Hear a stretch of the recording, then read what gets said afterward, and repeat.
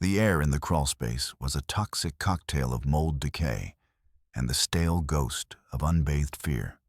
Outside, beyond the grimy, perpetually shuttered window of the kitchen, above the sudden sweep of unfamiliar headlights sliced across the overgrown yard, a fleeting illumination that painted a momentary skeletal silhouette of a large, unfamiliar car at the curb. Thomas froze, his heart seizing. New sounds, new shadows, always heralded new dangers. It wasn't the gnawing emptiness in his stomach that clawed him from the uneasy grasp of sleep. That hunger was a shadow permanently stitched to his insides. No, it was the metallic tang of rust from the nail heads inches above his face, a sharp, intrusive scent that scraped his nostrils raw, now compounded by a fresh spike of adrenaline. He was 8, he thought, though birthdays had long since blurred into an undifferentiated smear of gray misery.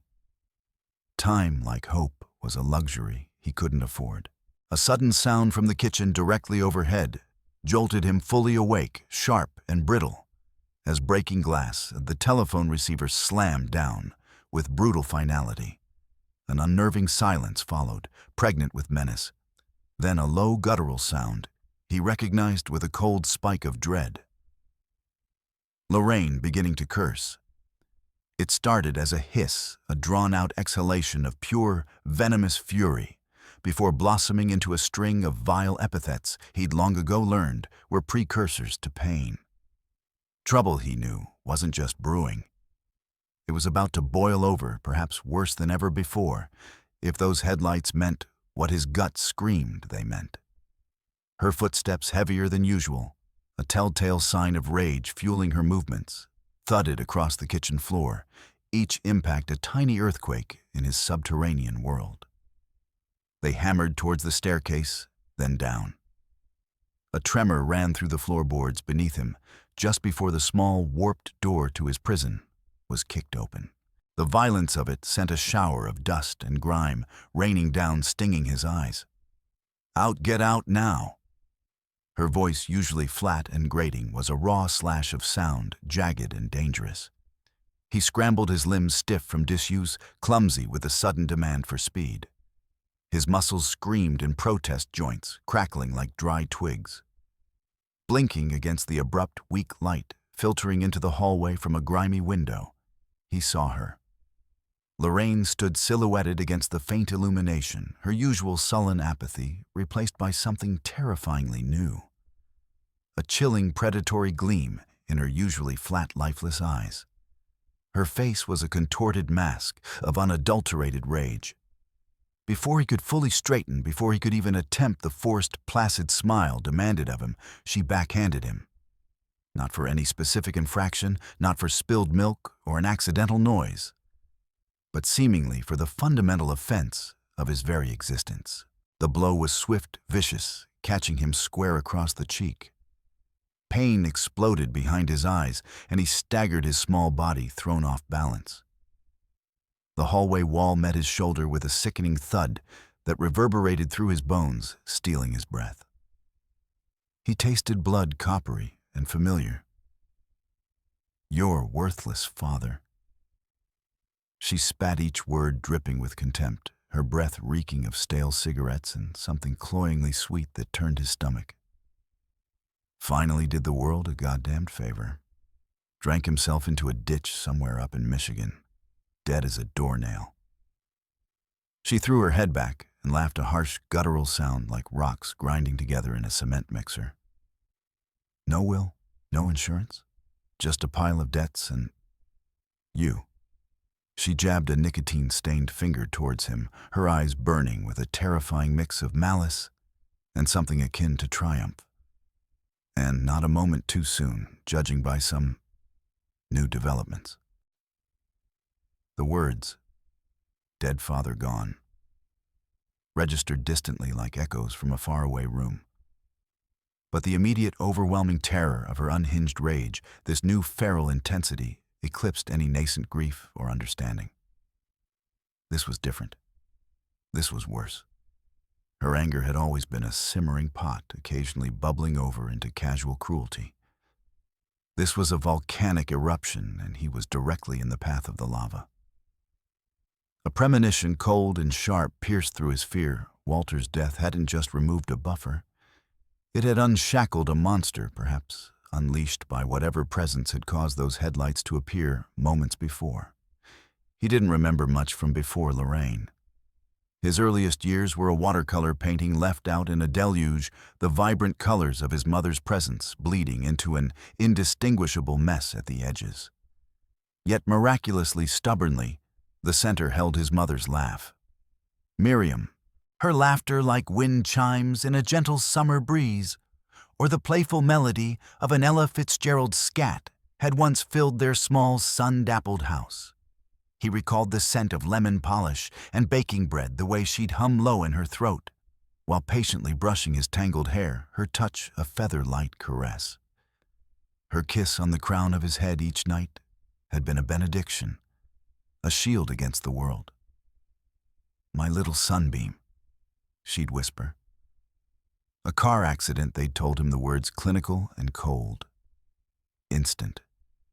He was 4, a tiny boy, lost in a suddenly silent world.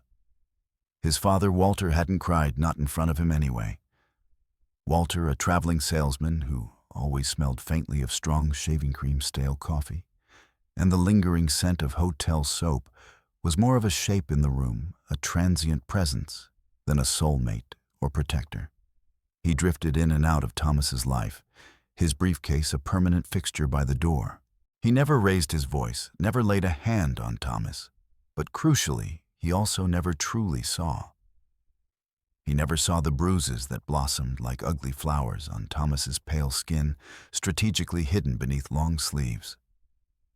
He never acknowledged the shrinking frame, the way Thomas flinched from sudden movements or loud noises, the way his son's eyes had lost their light.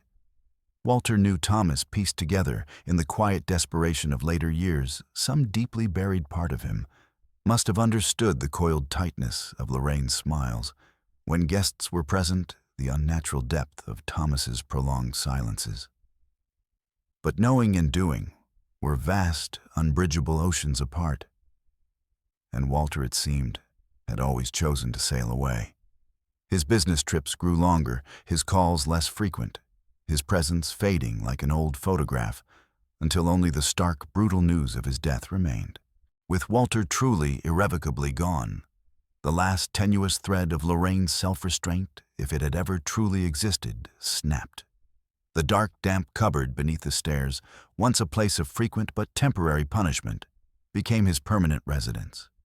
This was no quaint Harry Potter nook under the Dursleys' stairs. This was a rotting, spider-infested crawl space, a coffin that never fully closed its air, thick with the stench of mildew and despair. The rules of this wretched existence were absolute and enforced with brutal consistency. Rule 1, no sound. Not a cough, not a whimper, not the rustle of movement lest her simmering rage, delivered via fists, wooden spoons, the stiff bristles of a broom handle, or the buckle end of a belt, pour into his tiny world. He learned to breathe shallowly, to move like a whisper. Rule 2, no hope. Hope, she had systematically taught him, was a cruel, insidious trick. A flickering candle designed only to illuminate the starkness of his suffering before being brutally snuffed out, leading only to deeper disappointment when no teacher, no vaguely concerned neighbor, no passing stranger ever truly saw past the carefully constructed facade. Rule 3, the most twisted smile when called. For the rare, meticulously orchestrated guest appearances, usually when one of Walter's distant relatives or old colleagues called, or when Lorraine felt the need to project an image of normalcy, he would be dragged out, scrubbed raw with a harsh brush, until his skin was red and screaming and dressed in ill-fitting threadbare clothes that smelled of mothballs. He was her grotesque little accessory, a prop in her charade. A well-executed performance, complete with downcast eyes and mumbled pleasantries, might earn him a stale crust of bread or watered-down bowl of soup.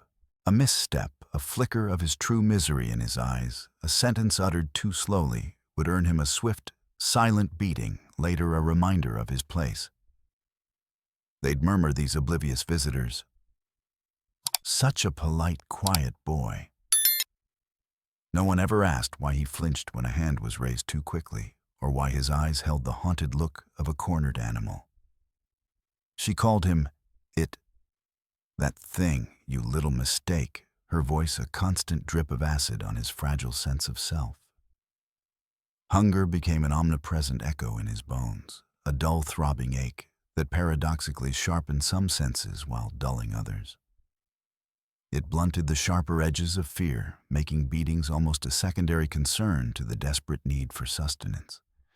Yet it kept his mind just lucid enough to fully register his suffering. Light in his world meant the door opening, meant Lorraine, meant pain. He learned to love the dark, to find a strange solace in its enveloping, featureless embrace. His universe contracted, shrinking to the dimensions of rotting wood panels, the constant ache in his cramped knees, the drip, drip, drip from a leaky pipe somewhere nearby, and the rhythmic thud of Lorraine's heels on the floorboards directly above his head, a constant reminder of her oppressive presence. He befriended the shadows, giving them names and personalities. He cataloged the intricate patterns of cracks in the wall, tracing them with a trembling finger, imagining them as maps to other kinder worlds. He whispered fragments of Miriam's songs, those snatches of Ella Fitzgerald tunes, into the damp, unresponsive wood. His mother was gone, a physical absence that ached like a phantom limb, but not gone. She lived in the faint, fluttering rhythm of his heartbeat, a fragile internal shield against complete and utter desolation. Hate, he found, required an energy he simply didn't possess. His existence was stripped down to its most primal function, survival. Even now, decades later, as a man grown, he'd sometimes wake in the dead of night, disoriented, reaching for a non-existent, confining wall, the phantom scent of mold momentarily filling his nostrils. Across the street, Mrs. Gable, a woman whose lace curtains twitched with the regularity of a nervous tick, had noticed more than most. She was a woman of routines and keen, if unobtrusive, observation. She'd seen Walter leave for the last time, his shoulders slumped, his usual tired briefcase seeming to weigh him down more than ever. She'd charted the alarming increase in Lorraine's deliveries of cheap gin, in the distinctive clinking of bottles in the recycling bin left out too early on collection days. She'd witnessed Lorraine's increasingly erratic behavior, the way her voice would sometimes carry sharp and cruel on the wind. Once, many months ago, after not seeing Thomas in the small, overgrown yard for what felt like an eternity, she'd tried to ask Lorraine about him. "He's a sickly child, Agnes." Lorraine had snapped her eyes as cold and hard as river stones, her hand already moving to slam the door. "Prefers his own company. Keep your nose out of my business." The rebuff had stung, but the unease festered. Mrs. Gable had called the anonymous child protection tip line, once her voice a hushed whisper into the receiver. "I'm worried about the little boy at number 12, she'd said. I don't see him much anymore. And the mother, well..." She'd trailed off, unable to articulate the gnawing dread. "Not enough evidence for an immediate welfare check, ma'am," a tired, overworked voice had eventually replied. "We need something more concrete." Undeterred, Agnes Gable started keeping a small, discreet log, dates, times, suspicious sounds, the absence of the boy descriptions of the increasingly frequent, unsavory-looking men who sometimes visited late at night, their cars idling by the curb. A few weeks ago, she'd taken her log to the local police precinct and spoken to a young, serious-faced officer, Detective Harding. "Ma'am, this is disturbing, certainly." Harding had said, his brow furrowed as he read her notes. But without seeing the child or having a formal complaint from someone with direct access, it's difficult. Social services are swamped. These anonymous calls often lead nowhere. He tapped his pen. "However, this log, this is good. If you see anything specific, anything that suggests imminent danger, or if you get a clear look at repeat visitors who seem off, call me directly. Here's my card." He'd paused. And frankly, the mention of these men, if what you suspect is true, puts a different spin on things. He'd taken a copy of her log, a grim look on his face. Mrs. Gable kept watching, kept logging, a knot of helpless anxiety tightening in her own stomach with every passing week. It was a dreary, overcast Tuesday a day, Lorraine inexplicably dedicated to a semblance of normalcy, with frantic, lemon-scented cleaning sprees that never quite managed to erase the underlying grime of the house, when the first sharp, measured knock echoed through the oppressive silence. Not the haphazard rap of the mailman, nor the quick, efficient knock of the meter reader. This was different, deliberate. "Oh, Mr. Whitmore. What a truly pleasant surprise." Lorraine's voice, suddenly transformed saccharine and dripping with false bonhomie, drifted down to Thomas in his cramped darkness. The shift in tone was so abrupt, so jarring, it sent a shiver down his spine. He instinctively leaned closer, pressing his ear against a familiar crack in the floorboards, a listening post honed by years of necessity. "Good afternoon, Mrs. Parker. I hope I'm not interrupting your day." A calm, deliberate voice replied. A man's voice, cultured and low. Andrew Whitmore. The name meant nothing to Thomas, yet the cadence of the man's speech, its quiet authority, snagged his attention. "I was given to understand that this address might still hold some pieces of Miriam's collection. Your late sister-in-law, I specialize in mid-century porcelain, and I'd heard she had a particular fondness for certain Tang Dynasty replicas. A mutual acquaintance from her university art circle mentioned her passion for them some time ago. I'd actually tried to reach out to Walter years ago after Miriam's passing, but alas, connections fade. Miriam's collection, he knew her, he mentioned her university art circle."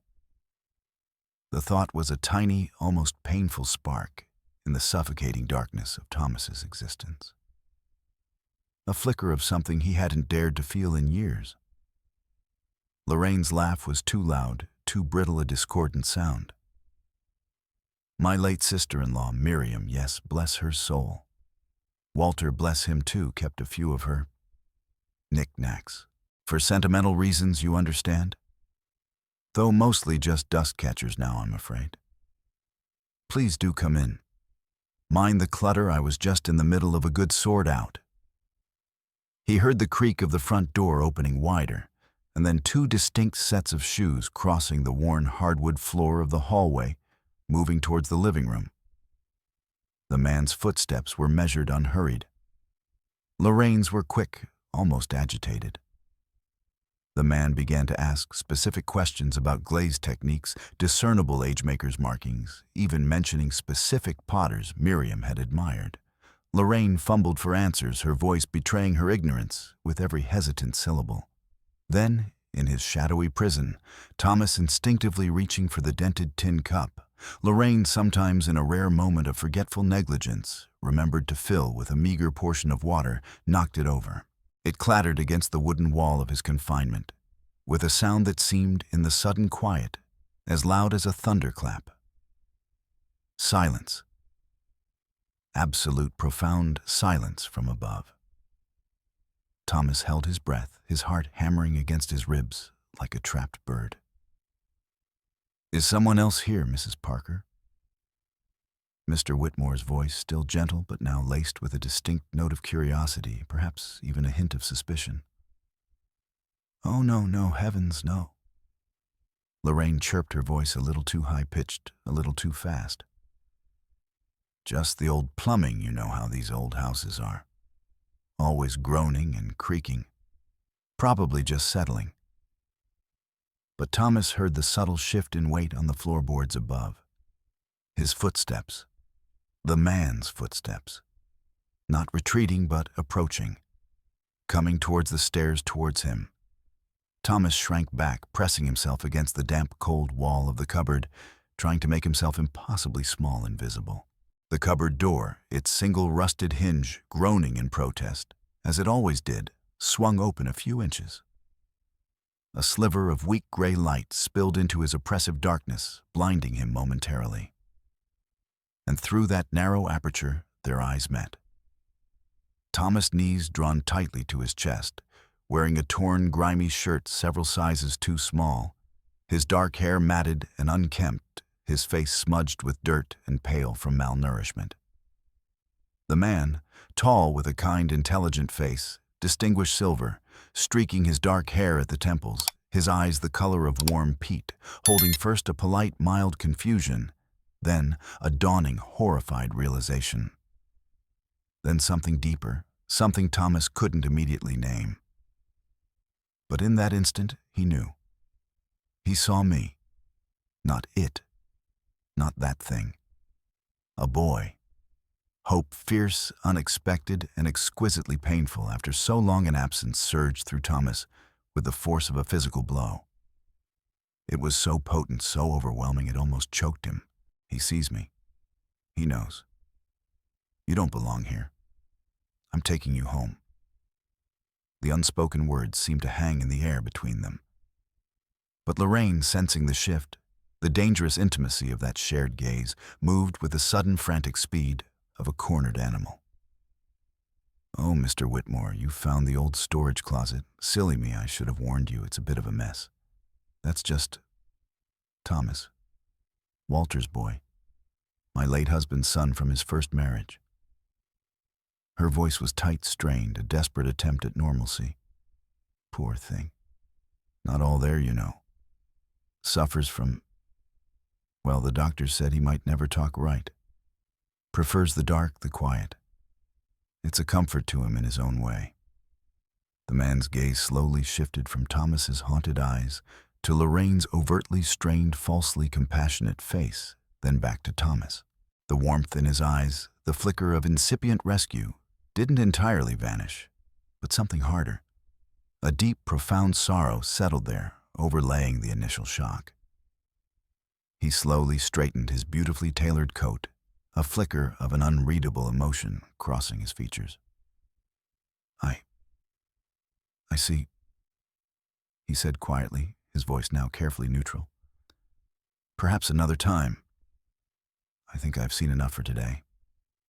And with a brief, almost imperceptible nod towards the darkness where Thomas huddled, he turned and left.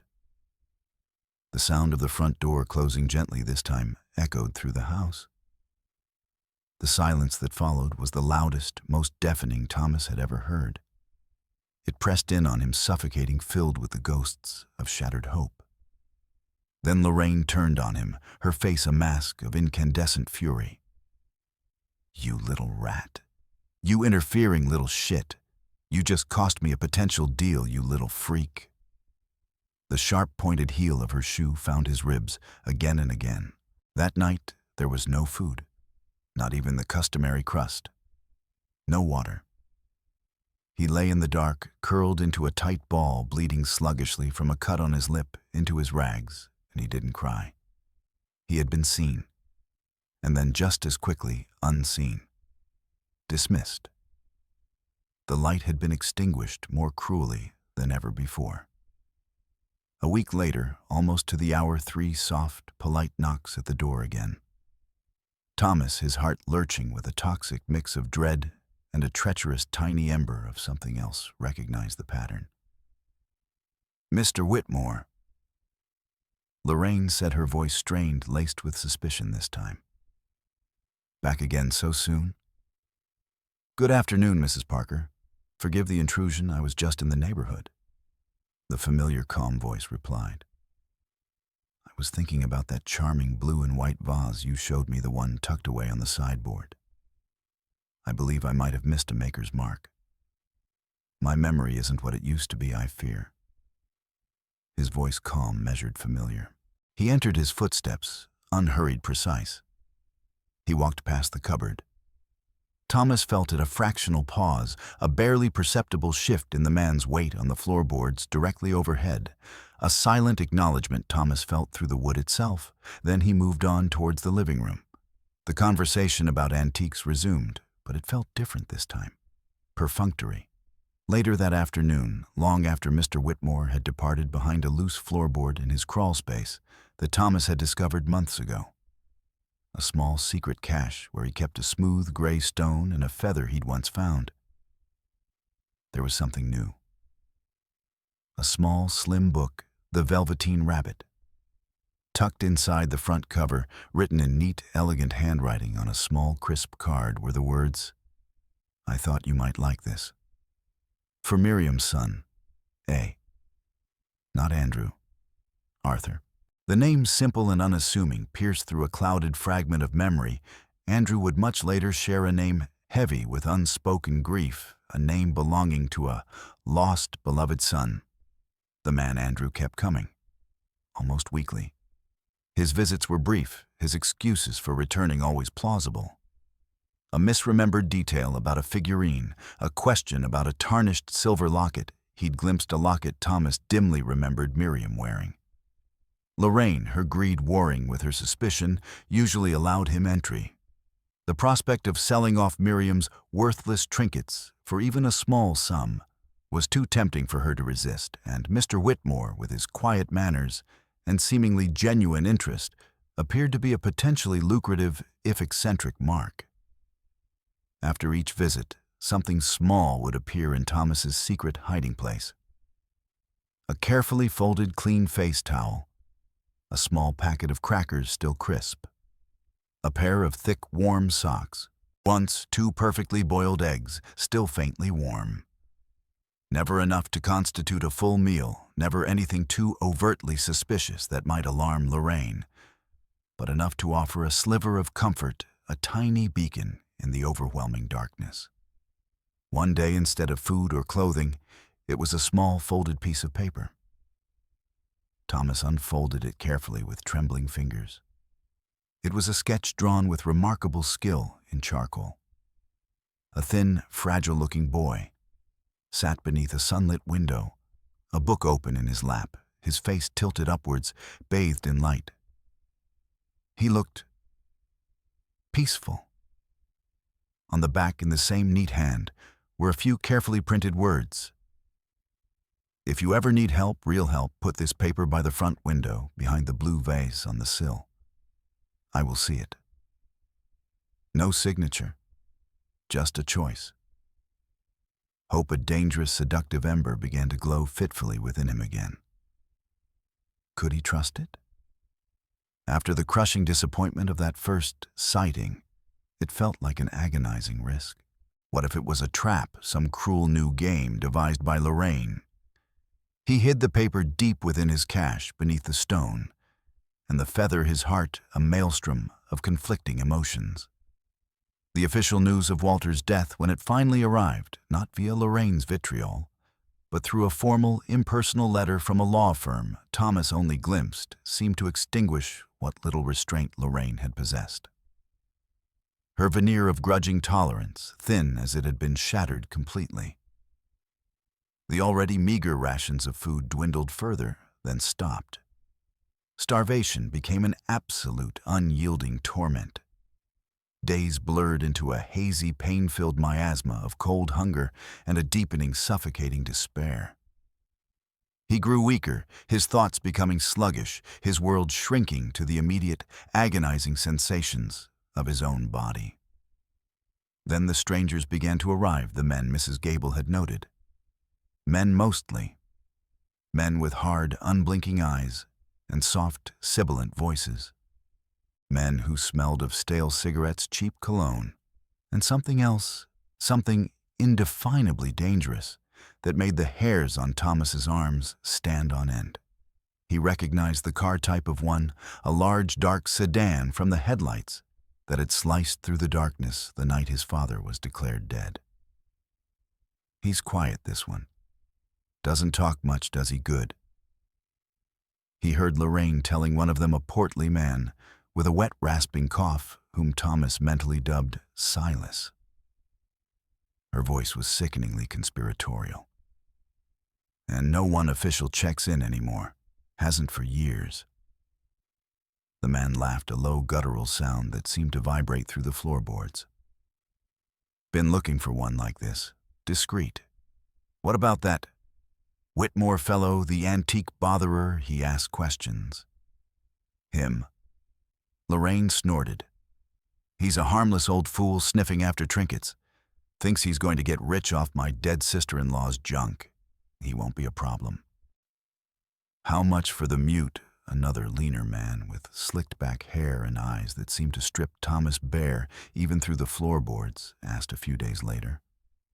Lorraine's answering laugh, sharp and greedy, was the sound of Thomas's already collapsing world finally imploding. She was going to sell him. Sell him like an object, a piece of unwanted furniture. The word mute echoed in his head. She was marketing his silence, his trauma. He overheard Silas making arrangements. Tomorrow morning, then. Bright and early. Have him ready, cash.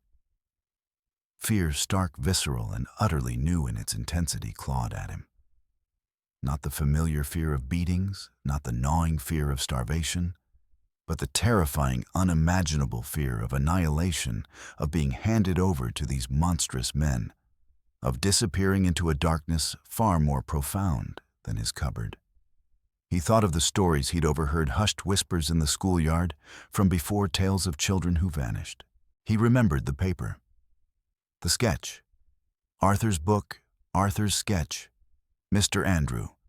Miriam's son.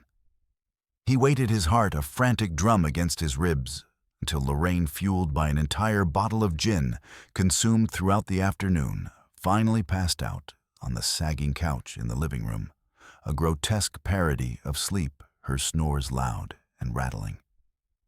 The ancient record player in the corner, left on, hissed and crackled with static, a fitting soundtrack to the decay of the house. Inch by painful, agonizing inch, he slid from the cupboard. The air in the hallway felt colder, more hostile. Tomorrow morning. The words were a death knell. He didn't just go to the window. Panic gave him a desperate, fragile strength. He tried the back door, his small, trembling hands fumbling with the rusted bolt. Stuck. He crept to a side window, one partially hidden by overgrown bushes, fighting with the stuck sash. It wouldn't budge.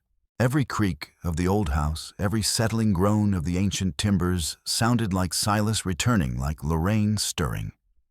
Defeated, his options narrowing, he remembered the note, the blue vase. His last improbable chance. He reached the front windowsill, his breath coming in ragged gasps. His trembling fingers found the dusty, chipped blue vase. Lorraine never touched the one Mr. Andrew had mentioned. He shifted it slightly and tucked the folded paper carefully behind it, angling it so the boy in the sketch and the boy bathed in sunlight faced outwards towards the street, towards potential rescue. He was just about to crawl back when he heard a car door slam outside, the low rumble of an engine. Silas Early. He scrambled back, a silent, trembling ghost, diving into the cupboard, pulling the warped door as shut as it would go, just as he heard heavy footsteps on the porch. Then he waited. Curled in the oppressive darkness, he whispered the words like a mantra, a prayer to a man he barely knew, but who represented his only lifeline. Please, please, Mr. Andrew. Please see Arthur's boy. Please, Arthur, help your boy's friend. He didn't sleep. Couldn't. Every creak of the old house settling was Lorraine, stirring every distant gust of wind. Rattling a loose window pane was one of the strange men returning. For the first time in what felt like an eternity, he had not just survived another night. He had reached. He had acted. He had dared to ignite that dangerous ember of hope himself. Morning light, weak and gray, eventually seeped through the cracks around the cupboard door. The record player had long since clicked off. The house was eerily silent, too silent. Then heavy knocking. Not Mr. Whitmore's polite rap. This was loud, impatient. Silas. He heard Lorraine's groggy, irritated voice, the front door opening. Murmured conversation. Then the cupboard door burst open with such violence it slammed against the wall. "Get up, you little waste of space!" Lorraine's voice was thick with a hangover, her eyes bloodshot and cruel. But behind her, Silas loomed, his face impatient. She grabbed Thomas by his thin arm, her fingers digging in like talons, and dragged him barefoot and stumbling into the squalid kitchen. On the greasy linoleum floor near the dog bowl that hadn't seen a dog in years was a chipped paper plate, 2 greasy, green-tinged scrambled eggs, a single shriveled blackened sausage, and a pancake that looked as if it had been smeared with dirt and human hair. "Your last meal in this dump," she sneered, shoving him towards it. "Then you're with Mr. Silas here." Silas grunted, looking him over with cold appraisal. "Don't look like much, but he'll do." Thomas recoiled from the food, his stomach churning. I can't." Crack her open hand connected with his face. "Eat," she screamed, "or he takes you hungry." Just then Silas, glancing towards the front window as he pulled out a thick envelope of cash, grunted. "What's that bit of paper behind the vase?" Lorraine followed his gaze, her eyes narrowing. She stomped to the window, snatched the sketch. Her face twisted. "Think you're clever, do you, leaving your pathetic little love note for your imaginary friend? Think someone's actually coming for you, you worthless scrap?" She shook him so hard his teeth rattled, then threw the sketch on the floor. "Nobody wants you. Nobody." She grabbed a pen from a drawer. "Sign here, Mr. Silas, bill of sale. Quick and clean." Silas was about to take the pen when an explosion of sound, a concussive blast, rocked the very foundations of the house. The front door not merely kicked open, but kicked clean off its ancient rusted hinges, slammed against the opposite hallway wall with the force of a detonation, showering plaster and splintered wood. They all froze.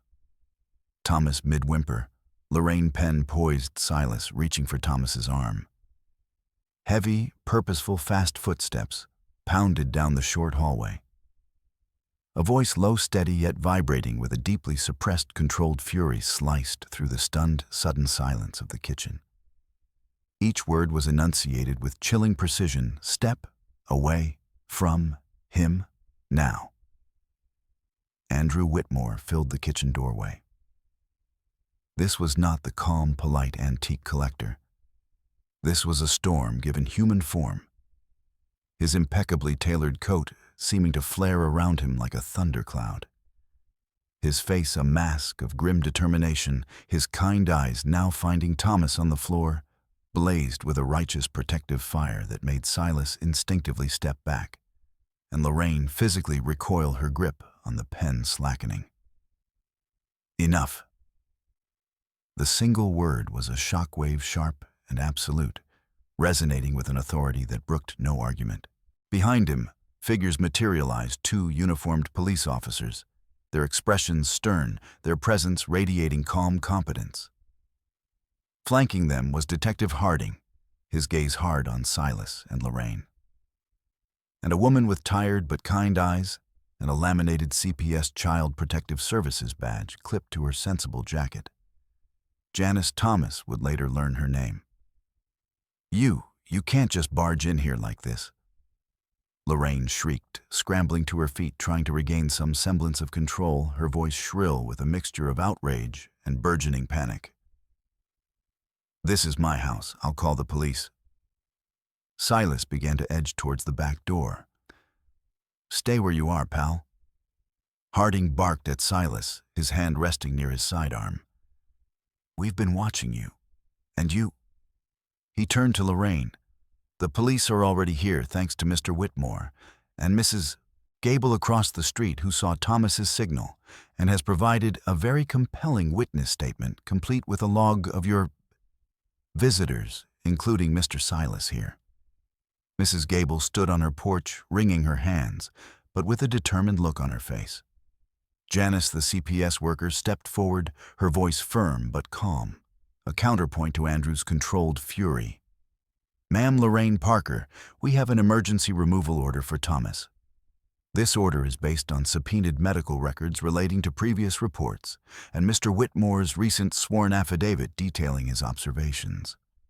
We also have an urgent alert triggered by Mr. Walter Parker's estate. She paused. It seems Mr. Parker had a rather comprehensive life insurance policy and a will that named Thomas as the sole beneficiary with a trust managed by his law firm. It also seems he filed a sealed letter some years ago to be opened only upon his death. This letter expressed significant concerns about Thomas's welfare, Lorraine, and it explicitly stated that if any harm befell his son, authorities should contact Mr. Andrew Whitmore, a man his first wife Miriam trusted implicitly. A man to whom Miriam had made him swear an oath regarding Thomas's safety. Miriam's oath to Walter, about Mr. Whitmore. Thomas's mind reeled. Lorraine's face, which had been flushed crimson, drained to a waxy, sickly pale. Lies, all lies. He's mentally unstable, that boy deranged. Walter left him with me. Her voice cracked. Thomas isn't even his. He is Walter Parker's legally recognized son, whatever fanciful tales you wish to spin now. Andrew's voice, deadly quiet, cut her off. And Miriam's son. That is all that matters. And yes, Lorraine, Walter knew about the boy you had before you met him, the one you gave away. Perhaps he feared you'd do the same to Thomas. This last was a guess, a shot in the dark, but it hit Lorraine like a physical blow. Her face crumpled. Mr. Davies here from Walter's law firm.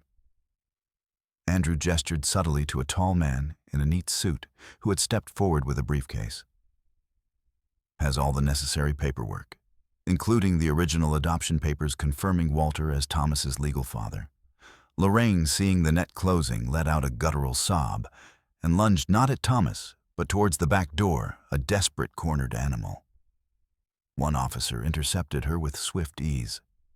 Her screams and curses, vile and incoherent, echoed through the small kitchen as they expertly cuffed her. Silas was similarly detained. Silence, profound and absolute, descended once more. But this time, it was a healing silence. Then a hand warm, strong, and indescribably steady, rested gently on Thomas's thin shoulder.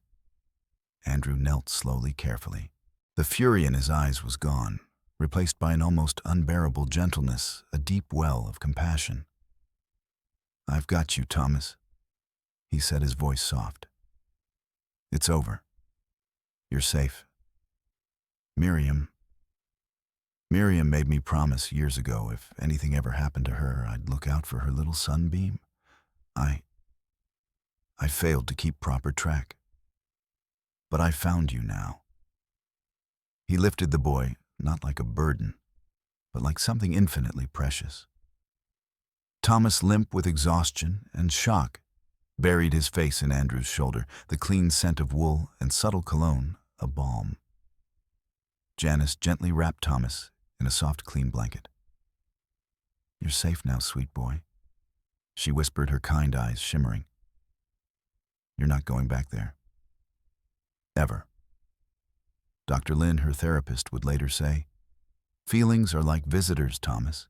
Some are loud and angry, some quiet and sad. Let them come, acknowledge them, and let them go when they're ready. You don't have to live in their house anymore." Andrew carried him out past the splintered doorframe, past shocked neighbors, into the blinding, beautiful, almost painful light.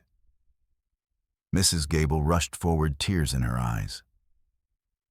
"Oh, the poor dear, I brought some cookies," she said, pressing a small tin into Andrew's free hand. "Detective Harding, thank you for finally listening properly." Harding gave a curt nod. "Good work, Mrs. Gable. Your persistence made a difference." The first night in Andrew Whitmore's home, a grand yet inviting estate filled with the quiet warmth of old wood cinnamon beeswax and soft golden light, Thomas couldn't sleep. He eventually curled up on the plush rug in a corner of the spacious guest room. A nightmare had him jolting awake, a choked scream tearing from his throat. Instantly, Andrew appeared. "Thomas, it's all right. I'm right here." He quietly pulled an armchair closer and sat a silent, watchful guardian until Thomas drifted back to a shallow sleep. Days unfolded into a new rhythm of regular nutritious meals, hesitant words, and the gradual shedding of fears. Dr. Lin would say, "Draw what you feel, Thomas. There are no wrong pictures here." Sometimes feelings are too big for words, and drawings can help hold them. Let us look at them together from a safe distance.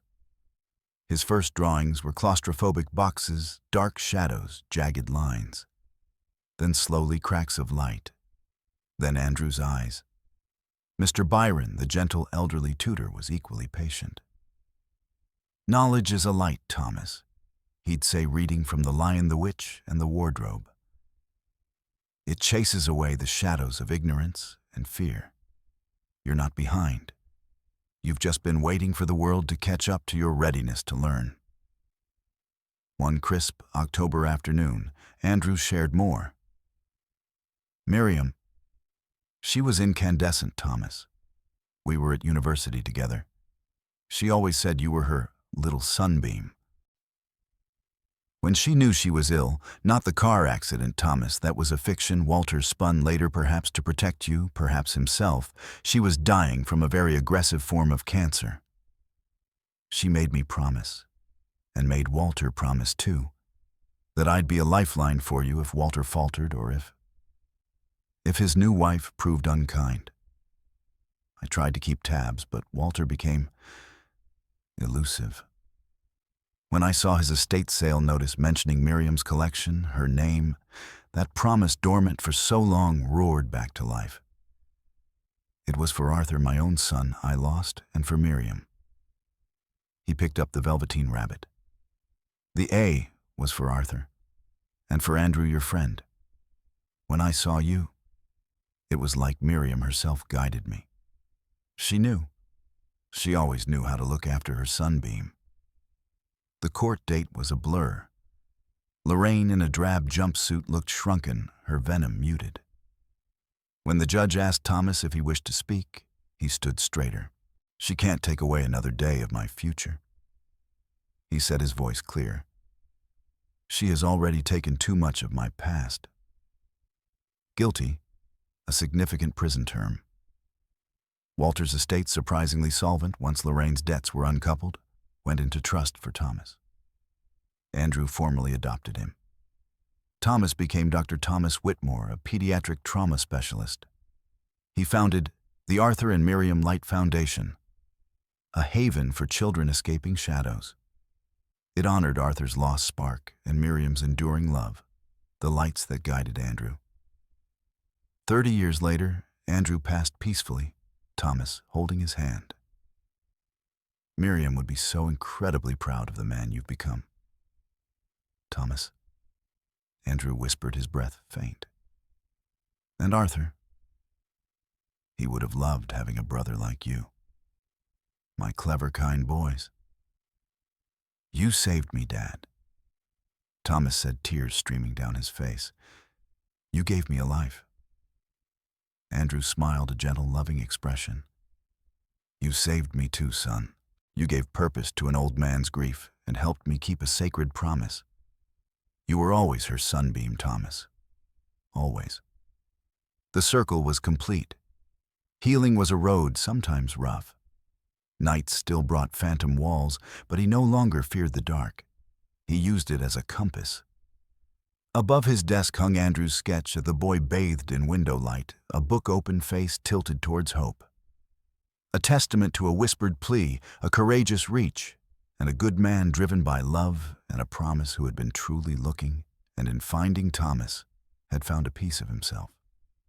The echo of Andrew's "enough" was not just an end, but a resonant beginning. And letters arrived. "Dear Dr. Thomas, thank you for the sunny room. My old room was dark too. Love, Sam." Each one a small, bright spark against lingering shadows.